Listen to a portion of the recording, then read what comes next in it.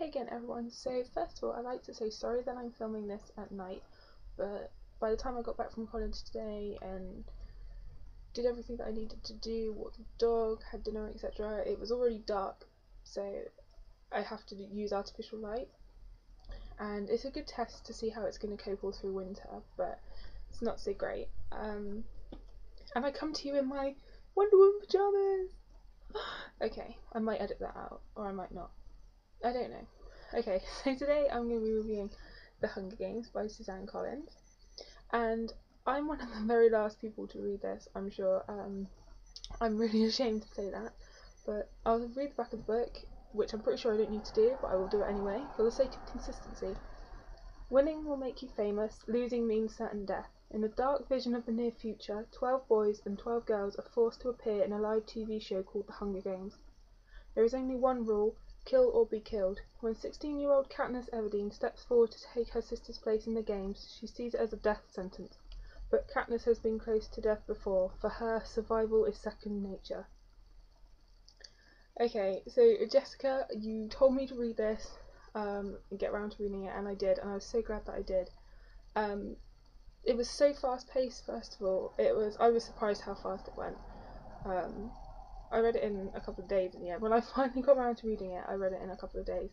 I'm not overly keen on the cover. I mean, I like the Mockingjay with Katniss' arrow, so I like that it has something relevant to it, but it's not overly inspiring.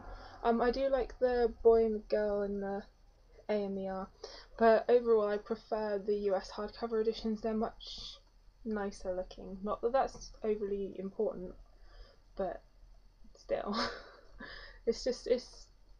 No, I don't like, in the US ones, the first one is red, I think, I'm not sure, but I know I prefer them over this. Okay, so it's a dystopian book, and what I liked about it is it felt very realistic. It felt like, yeah, maybe this could happen in the not so far away future, you know. It definitely felt like this sort of dystopian could take place, which I don't always feel could happen. So Katniss takes her sister's place on Reaping Day. It's when the society is split up into districts 1 to 12. There used to be a 13, but they rebelled over the force called the Capital, and so they were basically wiped out. And so no one ever rebels again, the Hunger Games were born, and it takes a boy and a girl from each of the 12 districts, supposedly at random, and then they get put in this arena where they have to try and kill each other, and the last one standing wins, and they get wealth and an easy life for the rest of their life, whereas in these districts people are struggling to survive and feed their families. It's a really harsh life.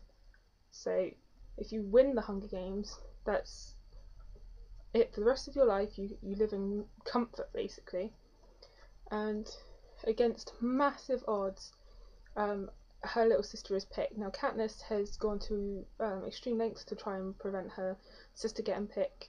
There's this thing called the Treasury, I think is how you pronounce it, and you can put your name into this big ball an extra time if you sign up for it, and you get a little bit of oil and food and things like that. And she hasn't let her sister do that, but she has done it quite a bit. But her sister gets picked, and she volunteers to take her sister's place, which is a really rare occurrence. It doesn't happen very often. And then this boy Peter gets picked as well, and she owes him kind of. Without him, she'd probably have died years ago, and so she doesn't really want to kill him.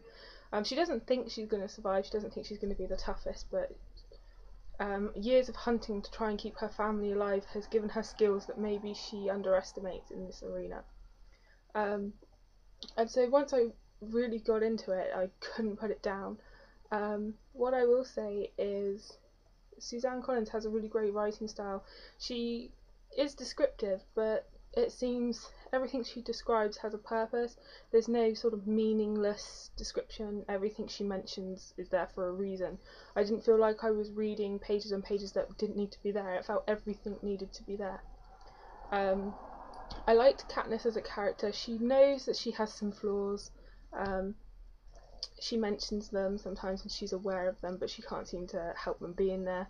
I really liked Peter as a character. He was really sweet. You could see where he was coming from when she couldn't, and that was a nice little development. There is going to be a sort of love triangle-ish. It's not, for a start, romance isn't the focus of the book. It was just, I wouldn't even say it's a subplot. It's just, well, it is kind of a subplot, I suppose.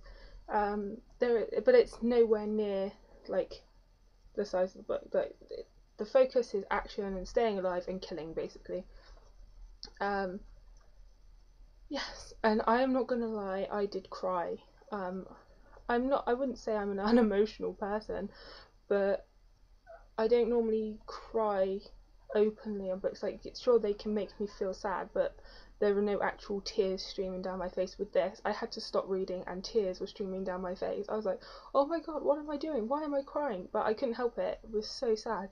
And that is always a sign of a good book, is when it moves you to such emotion. And well, you kind of know that some of these characters are going to die, because that's the rule of the game. They have to kill or be killed. But so sad. I'm getting teary now just thinking about it.